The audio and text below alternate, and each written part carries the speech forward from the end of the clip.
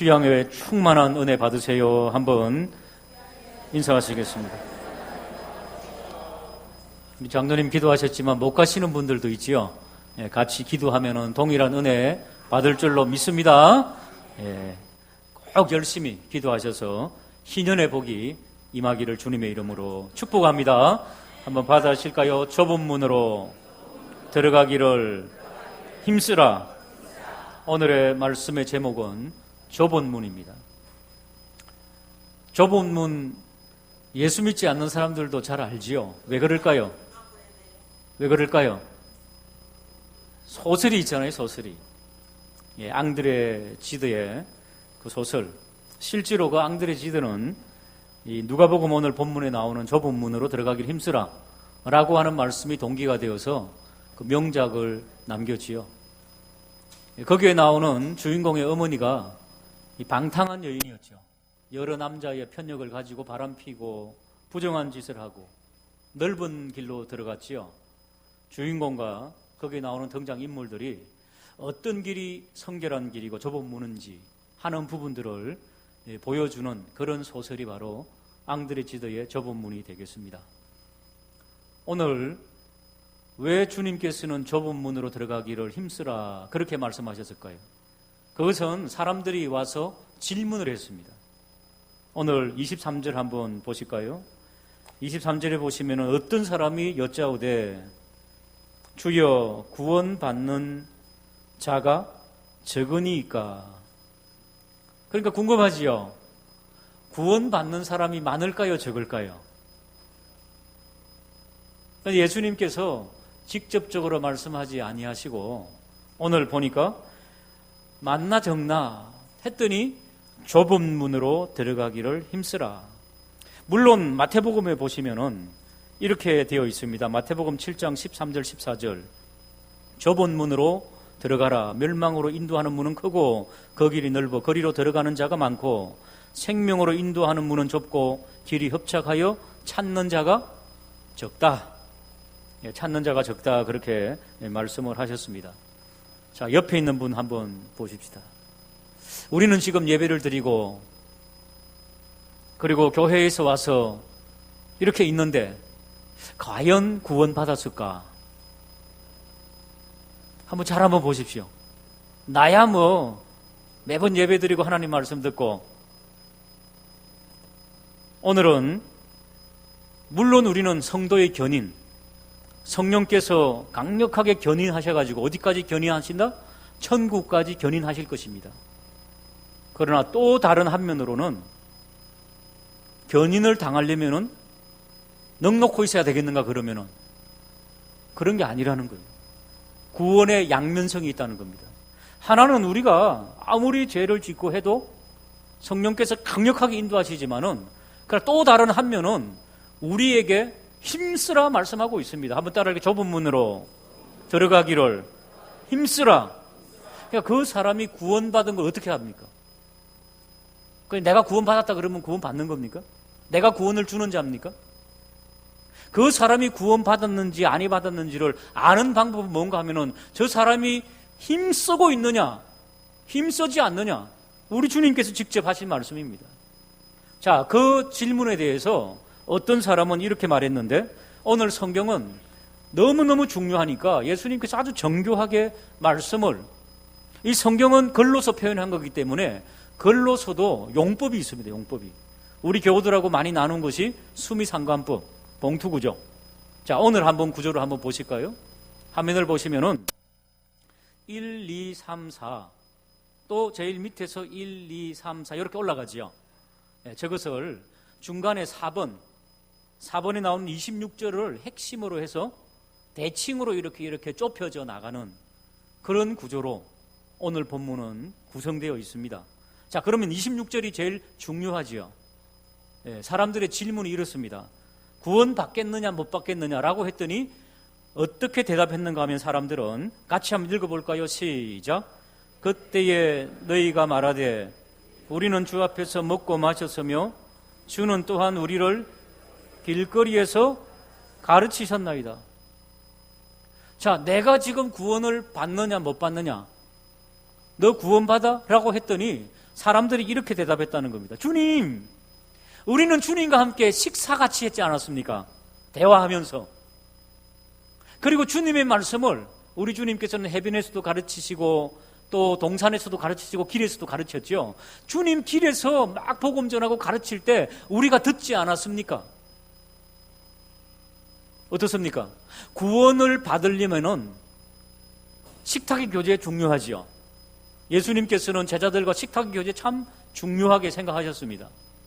그리고 주님의 말씀을 들었습니다. 듣는 것 너무너무 중요하죠. 왜? 믿음은 들음에서 나니까. 그런데 질문을 해야 됩니다. 지금 내가 구원을 받았느냐? 너 구원 받았냐? 구원의 확신이 있느냐라고 했더니 예수님, 주님과 함께 식사하지 않았습니까? 주님의 말씀을 제가 들었지 않았습니까? 매주일 강단에서 설교하는 말씀을 듣지 않았습니까? 그런데 주님께서 말씀하시죠. 바로 식탁의 교제와 하나님 말씀을 들었다는 그것으로 구원의 조건이 충분하냐? 어떻습니까? 여러분 구원 받는 겁니까? 그래 되면은 저절로? 주님의 말씀을 들읍시다. 인간의 말씀을 아니고. 우리 주님께서 뭐라고 대답하시는지 그 질문에 대한, 그 대답에 대한 그 해답을 주님께서 그 위에 이제 4번을 중심으로 위에 3번, 밑에 3다시 있죠. 저게 바로 대칭구죠. 그러니까 3하고 3다시는 관계가 있는 거죠. 25절 3 한번 보실까요? 집 주인이 일어나 문을 한번 닫은 후에 너희가 밖에 서서 문을 두드리며 주여 열어주소서 하면 그가 대답하여 이르되 나는 너희가 어디서 온 자인지 알지 못한다. 그러니까 문을 닫긴 문을, 천국 문을 두드리면서 주님, 저는 주님과 함께 식사한 사람 아닙니까? 식탁의 교제하고 주님의 설교의 말씀을 매주일 들었던 사람 아닙니까? 그랬더니 주님께서 하시는 말씀이 문을 안 열어주시고 한번 따라할까요? 네가 어디서 왔는지 모른다. 아이고 이거 너무 아찔하지 않습니까? 나는 주님과 친한 줄 알았는데, 그래서 식사도 했는데, 오늘 예배 끝나면은 밑에 식당 내려가실 거지요? 식탁의 교제 하실 거지요? 나는 매주 말씀 듣고 식사했는데 주님께서는 나는 몰라. 지금 그러시죠. 한번 받아실까요? 하나님의 주권. 구원은 하나님의 주권에 있는데 식사했다고 구원 주는 게 아니라는 겁니다. 그럼 그 이유가 있겠죠. 이유가 바로 3다시 저 대칭으로 되어 있죠. 27절 같이 한번 읽어볼까요? 27절입니다. 시작.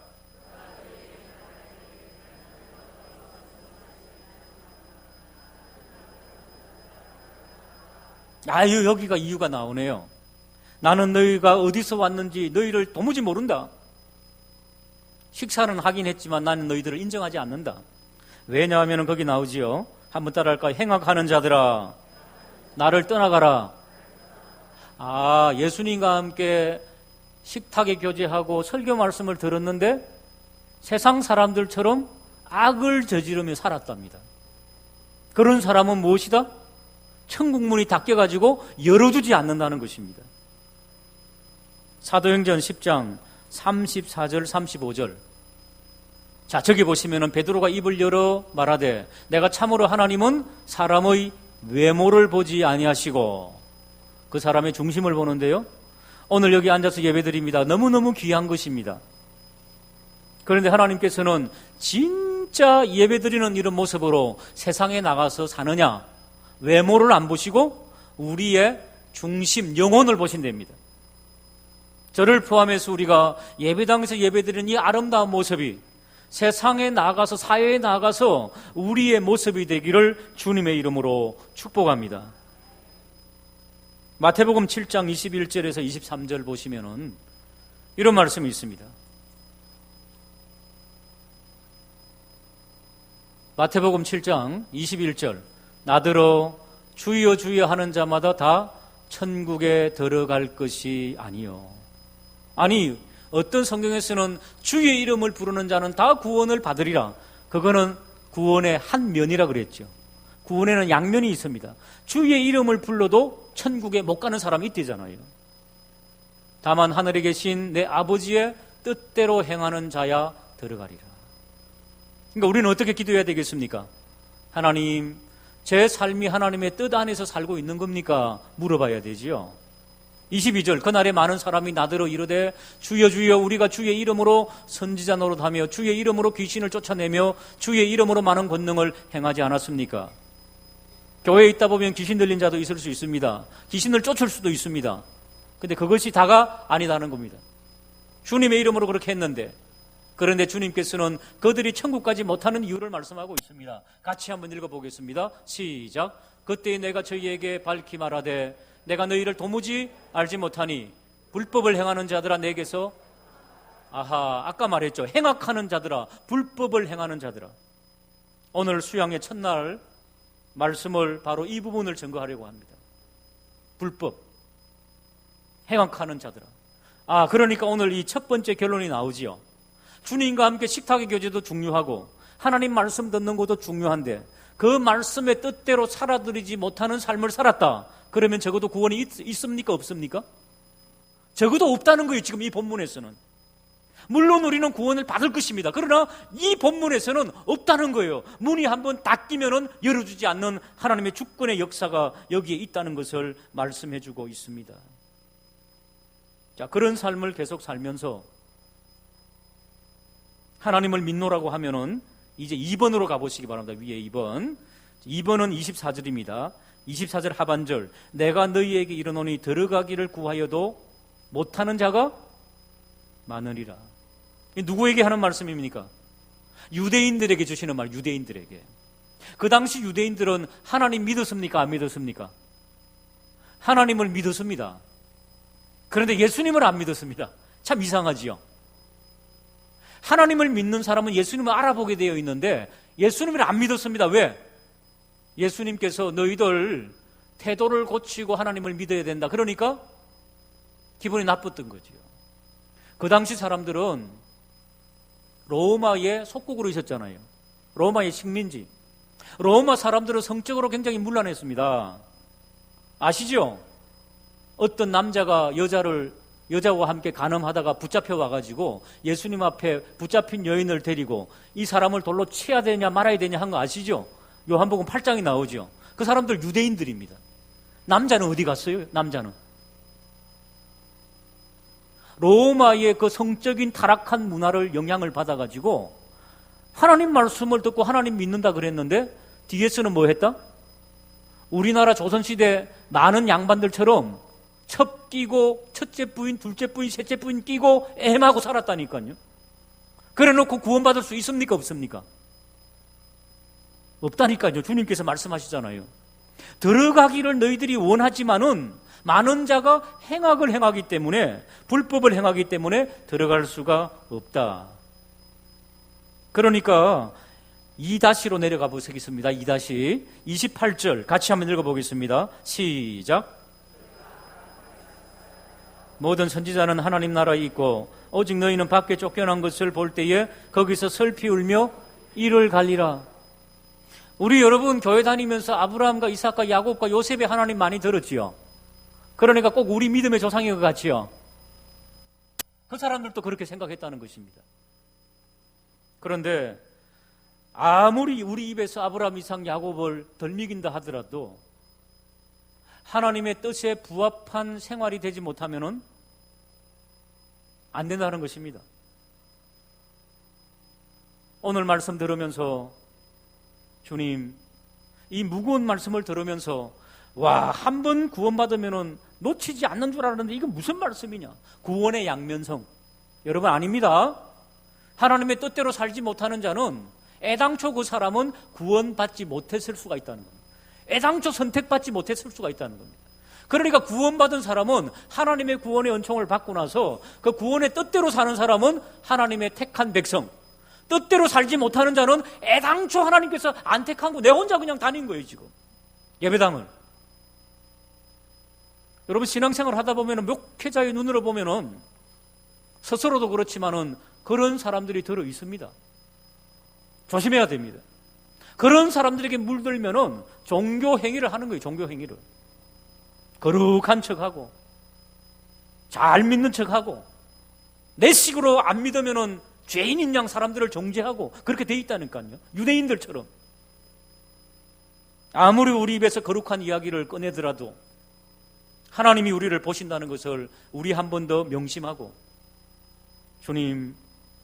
주님을 중심으로 진정성을 가지고 예배드리고 사랑할 수 있도록 인도해달라고 겸손을 조아리며 예배드리고 주님을 섬기는 모든 저와 우리 모두가 되기를 주님의 이름으로 축복합니다. 그래서 주님께서 말씀하시잖아요. 그러면 어떻게 구원을 받을 수가 있느냐? 내가 구원의 은총을 주니까 아무 때나 믿으면 구원 얻는다? 그런 생각 버리라는 것입니다. 그래서 23절, 24절 어떤 사람이 여짜오되 주여 어떻게 하면 구원 받겠습니까? 구원 받는 자가 적습니까? 많습니까? 그런 질문 아닙니까? 그랬더니 주님께서 말씀하시죠. 한번 따라할까요? 좁은 문으로 들어가기를 힘쓰라. 힘쓰라에 좀 줄을 그으시기 바랍니다. 성경책에. 여러분, 힘쓰라고 하는 이 뜻 있죠? 원래 성경은, 신약 성경은 헬라어로 기록됐죠. 힘쓰라고 하는 뜻은 신약 당시, 이 사도 바울 당시에도 올림픽이 있었습니다. 종목은 좀 적었지만 마라톤도 있었고요. 여러분, 운동선수가 그 월계관을 쓰기 위해서, 금메달을 따기 위해서 얼마나 열심히 피나는 노력을 합니까? 잘 알지 않습니까? 그 올림픽은 세계 정상 최고의 사람들, 그 노력하는 거 아시죠? 태능 선수촌 가면 아주 그냥 땀이 막 비 오듯이 하는 그 절제의 삶, 그 노력의 삶, 우리의 구원을 위해서 여러분 그렇게 노력해야 된다는 것입니다.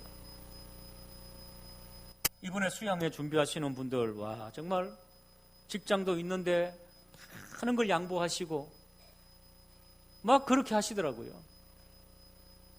어떤 분은 막 그냥 너무 열심히 하셔가지고 잠도 못 자고 신경 쓰고 준비하고 하다가 대상포진도 걸려가지고 어떤 분은 약도 드시고 지금까지. 사랑하는 여러분, 우리 구원 주님께서 십자가의 은혜로 거둬주셨습니다. 은혜 감사합니다. 입으로 하면 안 된다니까요. 운동선수가 달려갈 만큼 그렇게 한번 달려가 보는 것.